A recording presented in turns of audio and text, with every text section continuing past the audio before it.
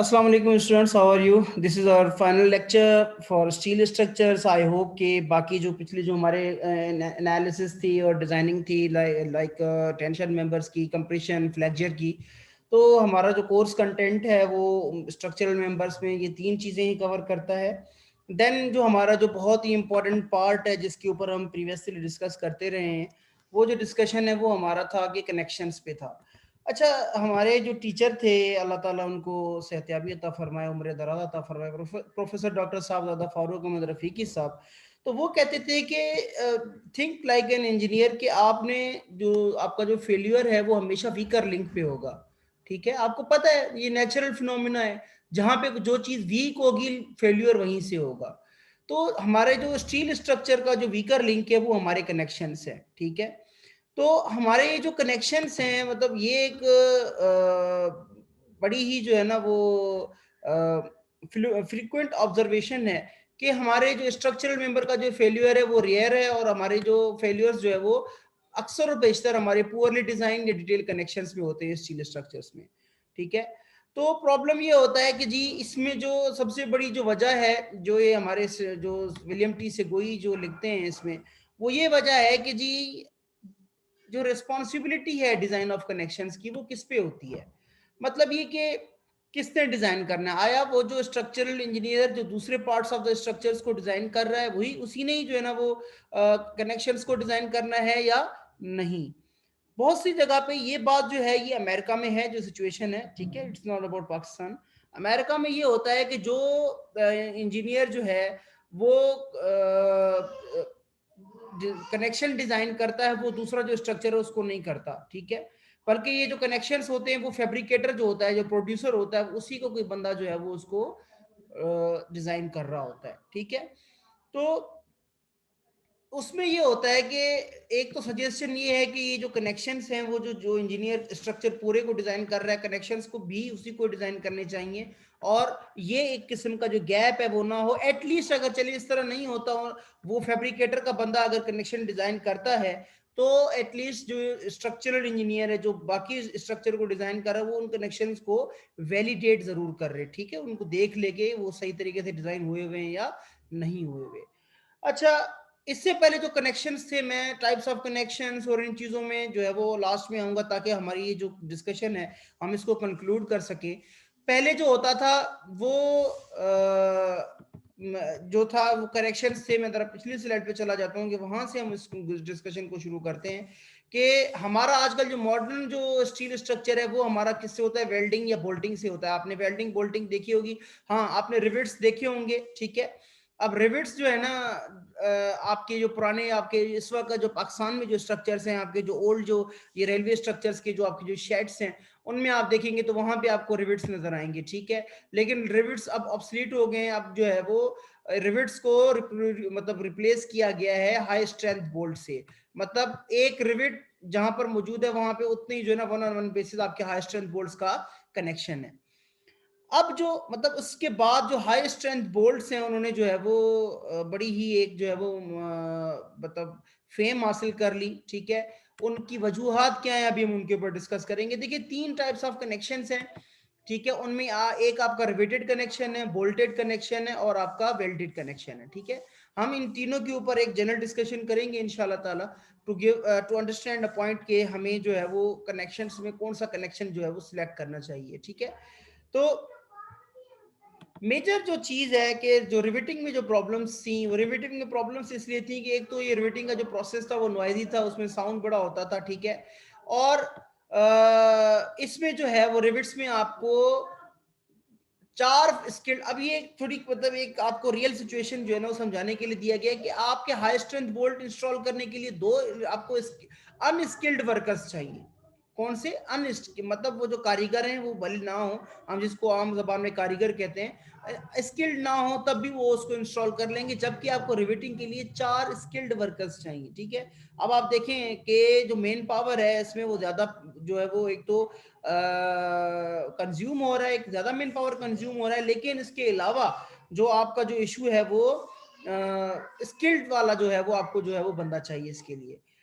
एक दूसरी जो चीज थी रिवेटिंग का ऑपरेशन, मैं थोड़ा डिस्कस कर लूं। रिवेटिंग का ऑपरेशन इस तरह होता है कि आप उसको एक लाइक अ कॉइन आप उसको टॉस करते हैं, ठीक है, और उसको हीट करके जो है ना वो इंस्टॉलेशन तक जो है ना हीटिंग पॉइंट से हीट करके उसको इंस्टॉलेशन पे लगाते हैं।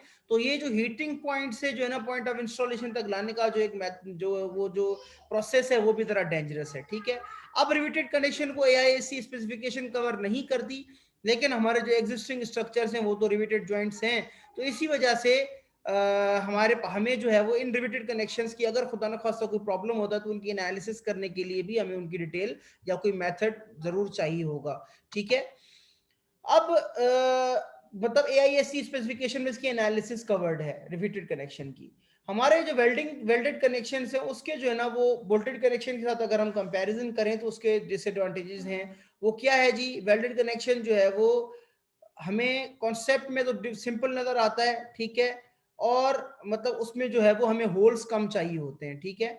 तो एक थोड़ा ये कि इसमें जो है वो सिंपलर है इन कॉन्सेप्ट है, ठीक है, उसकी कैलकुलेशन करना आसान है, एनालिसिस पॉइंट ऑफ व्यू से, कैलकुलेशन पॉइंट ऑफ व्यू से हम बात कर रहे हैं इसकी, ठीक है। लेकिन इसके जो डिसएडवांटेजेस हैं, मतलब एक एडवांटेज, चलिए इसके पहले एडवांटेज पे बात कर लेते हैं कि हमारे जो कनेक्शंस हैं वो जो फास्टनर से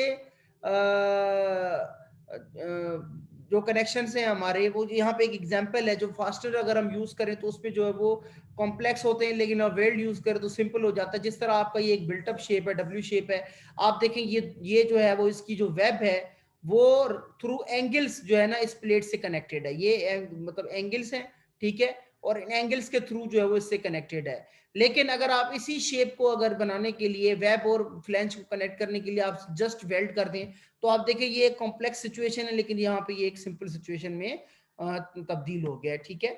तो बात ये है कि इसमें जो कनेक्शन में हम एंगल्स यूज कर रहे थे लोड ट्रांसफर के लिए between two elements web and the flange, ठीक है। तो हमारा ये जो नेगेटिव साइड है जो हमारी जो वेल्डिंग की वो ये है कि आपको वेल्डिंग के लिए भी स्किल्ड वर्कर्स चाहिए और उसकी जो इंस्पेक्शन है वो कॉस्टली भी है, डिफिकल्ट भी है, ठीक है। अब आप जो कहेंगे इजी, ठीक है, कोई बात नहीं है। अगर आप कहते हैं कि हमारी ये जो इसकी जो इंस्पेक्शन है वो ज़रा मुश्किल है, मतलब वो जो उसकी सुपरविजन है मुश्किल है, तो आप उसको जो है ना शॉप में वेल्ड करें इंस्टेड ऑफ फील्ड, ठीक है। जहाँ पे आप जो है ना वो जहाँ पर पॉसिबल है तो उसको शॉप पे ले आए, उसको वेल्डिंग करें, फिर उसको ले जाकर फिक्स करें वहाँ पे। लेकिन आप ये देखिएगा कि क्वालिटी वेल्डिंग जो है, हमारी वेल्डिंग की जो क्वालिटी है वो हम वर्कशॉप में ज़्यादा इजीली मेंटेन कर सकते हैं एज कंपेयर टू फील्ड, ठीक है। तो ये भी होता है कि वेल्ड और बोल्ट के दोनों कॉम्बिनेशन भी होते हैं, ठीक है। फॉर एग्जांपल अगर आप ये देखें, एक जो है ना वो गसेट प्लेट है जो कनेक्टेड है, सिंगल प्लेट है, ठीक है, जो ये कनेक्टेड है जो है वो कॉलम से, तो किस तरह कनेक्टेड है, इसकी ये जो वेल्डिंग है, ये जो इसकी जो वेल्डिंग के साथ जो इसका जो कॉलर है, ठीक है, ये वेल्डेड है, और ये प्लेट जो है वो इस कॉलर के साथ क्या है आपकी बल्कि ये जो मेंबर है आपका, जो ये जो प्लेट के साथ ये वेल्डेड है यहाँ पे और ये बोल्टेड है, तो ये दोनों कॉम्बिनेशन जो है आपकी यहाँ पे देखें इजी है। मतलब plate is shop welded to the column flange and field bolted to the beam web, ठीक है। तो वो जो है बोल्टेड जो है वो किसके साथ है, बीम की वेब के साथ है, डब्ल्यू शेप के साथ है, ठीक है। तो ये सारी की सारी चीजें जो है आपकी जो वेल्डेड और बोल्टेड में जो है वो इस तरह से हैं। इस बार मैं इसकी मैकेनिक्स की तरफ आ जाता हूँ, ठीक है। वो मैकेनिक्स इसकी ये है कि आपके जो है वो डिफरेंट टाइप्स ऑफ जो है वो कनेक्शंस हैं, ठीक है। हम उनको जो है वो अकॉर्डिंग टू लोडिंग पहले उनको कैटेगराइज कर लेते हैं, ठीक है। अब आप ये अगर टेंशन मेंबर देखें ए और बी, इसमें ये जो फास्टनर्स हैं, ठीक है, ये वाले जो फास्टनर्स हैं, ठीक है, बोल्ट्स इनको हम कहते हैं, इसमें आप देखें कि ये यहाँ पे टेंसाइल लोड है एक्चुअली, ठीक है। और हो क्या रहा है कि ये अगर आप इसकी फ्री बॉडी डायग्राम देखें तो ये जो है, पहली बात थोड़ा ये समझ लें कि ये जो है ये जो थ्रेडेड लेंथ है ये शैंक लेंथ है। ये क्या होती है, ये शैंक लेंथ है, ये थ्रेडेड लेंथ है, ठीक है। तो हो क्या रहा है इस कनेक्शन में, इस कनेक्शन में ये हो रहा है कि ये जो टेंसाइल लोड है यहाँ पे ये इसके शैंक के ऊपर, ये जो शैंक है इसके ऊपर शियर एक्सर्ट कर रहा है, ठीक है। इस कनेक्शन में क्या हो रहा है, इसके ऊपर ये शियर एक्सर्ट कर रहा है। अच्छा जी, ये जो है वो कनेक्शन आप देखिए, इसमें ये जो वेल्डेड कनेक्शन है और ये भी जो है वो शियर को रेजिस्ट कर रहा है, ठीक है। इसकी वजह से क्या हो रहा है, एक्चुअली ये शियर यहाँ पे हो रहा है, ठीक है। एक और आपका जो कनेक्शन है ब्रैकेट का कॉलम फ्लैंज से, ये जो हमारा 7.3 डी में आप देखें या फास्टनर में हो या तो ये वेल्डेड है या बोल्टेड है, इसमें भी जो है वो कनेक्शन जो है वो हमारा शियर को रेजिस्ट कर रहा है, ठीक है। इसमें ऑफ कोर्स मोमेंट भी प्रोड्यूस हो रहा है, लेकिन इसमें ये शियर को रेजिस्ट कर रहा है, ठीक है। क्योंकि इसका अगर हम फ्री बॉडी डायग्राम बनाएंगे तो ये वर्टिकल डायरेक्शन, तो यहाँ पर भी ये अपवर्ड डायरेक्शन इसको बैलेंस करने के लिए आएगी, और ये जो मोमेंट लगाएगा क्लॉकवाइज, तो इसको मोमेंट लगाने के लिए इसमें एंटी क्लॉकवाइज रेजिस्टेंस होगा। Let me draw the free body diagram. अगर मैं इसकी फ्री बॉडी डायग्राम बनाऊं तो इसको इक्विलिब्रियम में रखने के लिए ये एक अपवर्ड रिएक्शन चाहिए शियर को। और अगर हम इसको मोमेंट के पॉइंट ऑफ व्यू से देखें तो मोमेंट का पॉइंट ऑफ व्यू है जो इसके ऊपर जो है वो एक बेंडिंग मोमेंट क्रिएट कर रहा है, तो ये इसके लिए ये काउंटर जो है ना क्लॉकवाइज बेंडिंग मोमेंट इसके लिए आएगा, तो जो है वो जाके ये इक्विलिब्रियम में आएगा, ठीक है। तो आगे अगर हम दूसरे कनेक्शंस को देखें विद रिस्पेक्ट टू लोडिंग, तो ये एक हैंगर कनेक्शन है 7.3E जो फास्टनर को किस में डाल रहा है, टेंशन में डाल रहा है, ठीक है। फास्टनर्स में क्या प्रोड्यूस कर रहा है, टेंशन प्रोड्यूस कर रहा है। और अगर हम इस कनेक्शन को देखें फिगर 7.3F को, तो हमारा ये जो कनेक्शन है इसमें हमारी अपर रो जो है फास्टनर की, अपर रो फास्टनर की जो है वो हमारी इसमें क्या हो रही है, उसमें शियर और टेंशन दोनों के दोनों जो है वो हमारे प्रोड्यूस हो रहे हैं, ठीक है। अब जो स्ट्रेंथ ऑफ फास्टनर है हमारी, वो डिपेंड करती है किसके ऊपर जी, कि वो फास्टनर जो है हमारा या तो शियर में सब्जेक्ट हो रहा है, या टेंशन लग रही है या शियर लग रही है उसके ऊपर, या दोनों लग रहे हैं। याद रखिएगा कि आपका ये जो वेल्डेड कनेक्शन है वो हमारा जो है वीक है शियर में, और हमारा ये जो फेलियर भी इसका जो है वो शियर में होता है, ठीक है, कोई भी डायरेक्शन और लोड की। तो इसका मतलब ये है कि अगर बोल्टेड कनेक्शन में अगर हमें पता चल जाए कि हमारा एक जो फास्टनर है, ठीक है, जो एक फास्टनर है वो कितनी फोर्स पर यूनिट लेंथ ले रहा है, तो हमारे लिए आसान हो जाएगा कनेक्शन, टोटल कनेक्शन की स्ट्रेंथ को कैलकुलेट करने का। मतलब ये कि यहाँ पे 6 बोल्ट्स हैं, हमें नहीं पता कि इस कनेक्शन की स्ट्रेंथ क्या है। इट मींस कि हमें पहले ये पता हो अगर कि एक हमारा ये जो बोल्ट है, एक हमारा जो फास्टनर है, वो कितना लोड कैरी करेगा, तो हम क्या करेंगे 6 से उसको मल्टीप्लाई कर देंगे, हमारे पास कनेक्शन की स्ट्रेंथ आ जाएगी। तो ये एक मेथड है कनेक्शन की स्ट्रेंथ को एवेल्युएट करने का, ठीक है। अब ये भी कैसे होगा कि आप किस तरह से इसको कर सकते हैं, ये इस मेथड को आप किस तरह मतलब कैलकुलेशन में ला सकते हैं। इसमें भी दो आपकी कनेक्शंस की कैटेगरीज हैं, एक होता है आपका सिंपल कनेक्शन, एक होता है आपका इसेंट्रिक कनेक्शन। अब सिंपल कनेक्शन क्या होता है, if the line of action of the resultant force आपकी वो centre of gravity of the connection से पास हो, तो आपका जो कनेक्शन है मतलब उस कनेक्शन का जिसमें आपका जो लोड हो line of action of the resultant force का, याद रखिएगा रिजल्टेंट फोर्स का, तो आपका वो थ्रू लाइन जो सेंटर ऑफ ग्रेविटी से पास हो, तो इसमें ये होता है कि हमारा जो each part of the connection है वो इक्वल लोड रेजिस्ट करेगा या शेयर करेगा, और उस कनेक्शन को हम क्या कहते हैं, सिंपल कनेक्शंस कहते हैं। ये जो आपकी फिगर है, फिगर ए बी और सी, ये ए बी और ये जो सी हैं आपके, ये आपके क्या हैं जी, सिंपल कनेक्शंस हैं, ठीक है। इसके अलावा जो दूसरा जो कनेक्शन है, जो अगर वो सेंटर ऑफ ग्रेविटी से पास नहीं हो रहा, तो हम उसको जो है वो जो अगर आपका रिजल्टेंट फोर्स है वो सेंटर ऑफ ग्रेविटी के थ्रू एक्ट नहीं कर रहा, तो हम उसको क्या कहते हैं, इसेंट्रिक कनेक्शंस कहते हैं, ठीक है। और उसकी जो एग्जांपल्स हैं इसेंट्रिक कनेक्शन की आपकी, वो आपकी जो है वो डी एंड एफ है। ये देखें, ये डी, ये देखें इसमें ये इसेंट्रिक कनेक्शन है, और ये जो एफ है ये भी हमारा क्या है, इसेंट्रिक कनेक्शन है।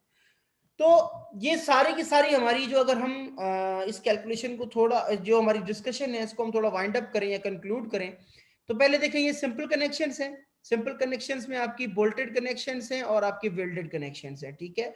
उसमें एसेंट्रिक कनेक्शंस जो है ना वो आगे जाके होगा, ये तो वेल्डेड और आपके क्या है, बोल्टेड है, ठीक है। बोल्टेड कनेक्शंस में आपके कॉमन बोल्ट्स हैं, आपके हाई स्ट्रेंथ बोल्ट्स हैं, स्लिप क्रिटिकल होंगे या बेरिंग टाइप होंगे, अभी हम इसके ऊपर आते हैं। वेल्डेड कनेक्शन में आपका फ्लिट वेल्ड है या ग्रूव वेल्ड है, ये आपके वेल्डेड कनेक्शंस हैं, ठीक है। तो सिंपल कनेक्शंस के बाद आपके कौन से एसेंट्रिक कनेक्शंस हैं, एसेंट्रिक कनेक्शंस में भी आपके कौन से बोल्टेड कनेक्शंस हैं और वेल्डेड कनेक्शंस, उनमें भी उनका जो है वो एनालिसिस है, इलास्टिक एनालिसिस है, अल्टीमेट एनालिसिस है, मोमेंट रेजिस्टिंग है, ये तीनों की तीनों जो है वो टेक्निक्स है उनकी एनालिसिस के लिए। अब जो हमारा ये जो बोल्टेड जो शेयर कनेक्शन हैं, जो बोल्टेड शेयर कनेक्शन हैं, मतलब हम सिर्फ अपने डिस्कशन को यहीं तक लिमिट कर रहे हैं कि हमारे जो बोल्टेड कनेक्शन हैं उनके ऊपर शेयर जो एक्ट कर रहा है, तो उनके फेल्यूर मोड्स कौन कौन से होंगे, ठीक है।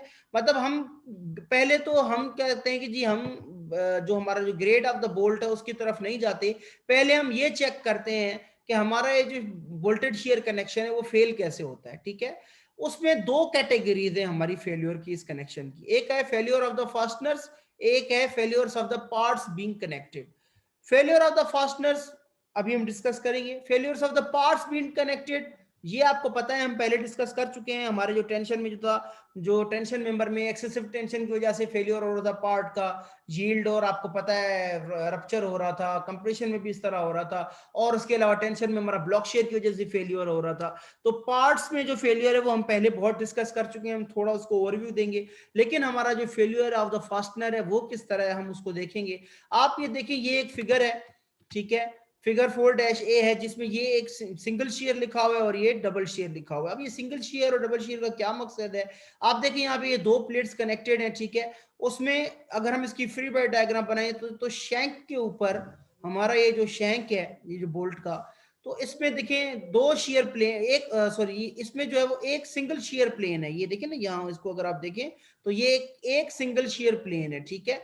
और अगर आप इसको देखें, अगर इसकी थिकनेस बढ़ाएं तो आपके इसमें जो है वो कितने शेयर प्लेन्स हैं, एक ये प्लेन है, दूसरा ये प्लेन है, ठीक है। तो इसमें आपके क्या है, दो डबल शेयर प्लेन है। मतलब आप थिकनेस जिस तरह बढ़ाएंगे तो जो है वो ये जो शेयर की जो वैल्यू होगी तो वो आपकी उसके जो शैंक पे मैक्सिमम जो है वो ट्रांसफर होगी, ठीक है। यहाँ पर थिकनेस कम है तो शैंक कम यूज हो रहा है, तो कम मतलब कम एरिया पे ज्यादा लोड जा रहा है शेयर का फास्टनर के ऊपर। लेकिन यहाँ पे आपकी थिकनेस ज्यादा है तो शैंक की लेंथ बढ़ रही है, तो इसमें जो है वो आपका एरिया ऑफ द शैंक बढ़ रहा है या लेंथ ऑफ द शैंक बढ़ रही है, और उसमें जो है वो डबल शेयर प्लेन बन गए हैं, ठीक है। तो ये भी एक जो है वो चीज है। लेकिन इसमें एक और प्रॉब्लम है, डबल शेयर प्लेन में जब होता है तो दूसरा प्रॉब्लम है, अभी हम उसके ऊपर डिस्कशन करेंगे। तो इसकी जो स्ट्रेंथ है वो स्ट्रेंथ इस तरह कैलकुलेट की जा सकती है कि P upon A pi by 4d², आप इसका एरिया निकालेंगे और लोड को, तो आपकी ये जो स्ट्रेस है, एवरेज शेयरिंग स्ट्रेस है, वो यहाँ से कैलकुलेट हो सकती है, ठीक है। तो उसका जो लोड है वो आप जाहिर सी बात है शेयर स्ट्रेस को मल्टीप्लाई करेंगे एरिया से, तो आपके पास ये लोड भी आ जाएगा इसका, ठीक है। तो होगा ये कि आपका जब ये सिंगल शेयर प्लेन होगा तो ये इक्वेशन सिंगल रहेगी, लेकिन जो है ना वो डबल शेयर के लिए ये फिर ये जो इक्वेशन है वो 2FV × A हो जाएगी। तो इसका ये जो लोड है वो ट्वाइस स्ट्रेंथ उसकी डबल हो जाएगी, ठीक है। तो आप अगर एक चीज जो मैं डिस्कस करना चाह रहा था डबल शेयर के हवाले से वो ये है कि आपकी addition of thickness of the material जो है ना वो इंक्रीज करेगी नंबर ऑफ शेयर प्लेन्स और लोड को रिड्यूस करेगी ईच प्लेन में। लेकिन इसका जो जहां पे ये फायदा हो रहा है, डबल हो रही है स्ट्रेंथ, लेकिन ये भी हो सकता है कि आपका ये जो फास्टनर है वो ज्यादा लेंथ की वजह से बेंडिंग में चला जाए। शेयर में तो ओके है, ठीक है, शेयर में तो ठीक है। ये देखें, ये फास्टनर है, इसके ऊपर ये जो शेयर लग रही है ये मैक्सिमम शेयर प्लेन्स पे जा रही है, ठीक है। लेकिन अगर ये बेंड कर जाए आपका फास्टनर तो फिर उसमें ये प्रॉब्लम क्रिएट हो सकता है। अभी हम उसके ऊपर भी आएंगे, डिस्कशन करेंगे उसके ऊपर, ठीक है। शेयर में आप जा रहे हैं, आप खुश हो रहे हैं जी, शेयर मेरे प्लेन बढ़ रहे हैं, स्ट्रेंथ बढ़ रही है, लेकिन अगर आपका फास्टनर शेयर की बजाय जो है वो फिर बेंडिंग में फेल हो जाए उसकी, तो फिर प्रॉब्लम बढ़ जाएगी, जिस तरह हम फ्लेक्चर में डिस्कशन हमने की थी।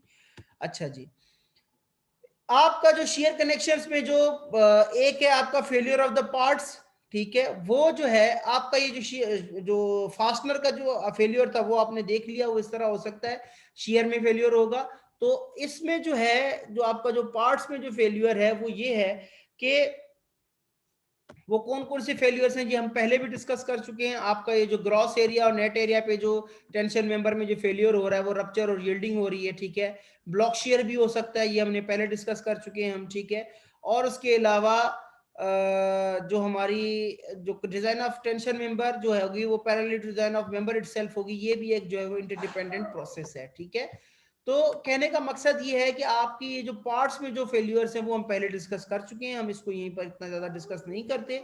हमारा ये जो है एक और जो है जो पार्ट्स की वजह से जो फेल्योर आ सकता है वो है आपका एक्सेसिव जो आपकी ये जो बियरिंग जो है वो एक्सर्ट हो जाती है फास्टनर के ऊपर। अब बियरिंग को थोड़ा समझने की कोशिश करें कि होता क्या है असल में। अगर इन केस, ठीक है, अगर इन केस आपका ये जो फास्टनर है, ठीक है, मतलब ये जो हमारा ये फास्टनर है, मतलब ये जो हमारा फास्टनर है, ठीक है, वो हमारे होल से थोड़ा बड़ा हो, मतलब ये जो डाया ऑफ द होल है, ठीक है, उसका जो है वो डाया ज्यादा हो फास्टनर के डाया से, तो होता क्या है कि हमारा वो जो डाया में वो जो फास्टनर आएगा तो उसमें वो लूज होगा, जाहिर सी बात है, डाया जब होल का डाया बड़ा होगा फास्टनर के डाया से, तो वो जाहिर सी बात है लूज होगा।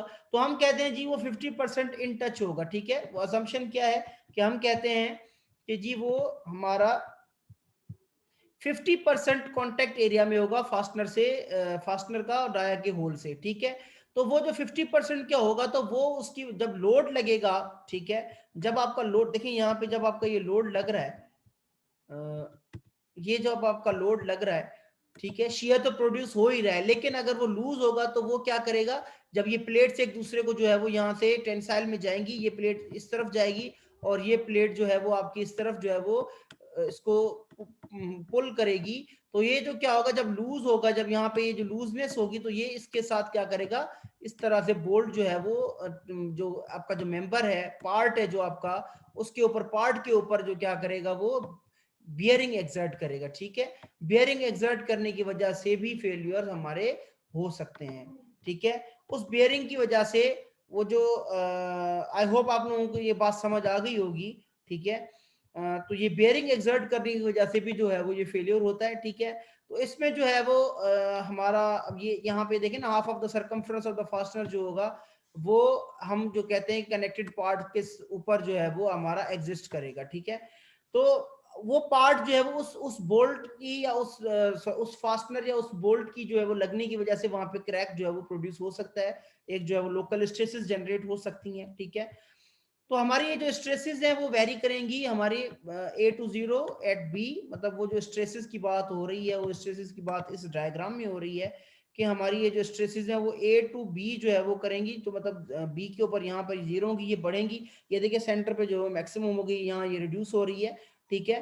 तो ये जो स्ट्रेसेस जो है वो हमारी वेरी करेंगी, लेकिन हमें कैलकुलेशन पॉइंट ऑफ व्यू से जो जो हमारी जो स्ट्रेस की जो कैलकुलेशन है वो हमारी होगी जो हमारी F P is two P upon D T, ठीक है। अब ये जो डी है, फास्टर द डायमीटर, टी जो है वो thickness of the part subjected to the bearing है, मतलब इट मींस के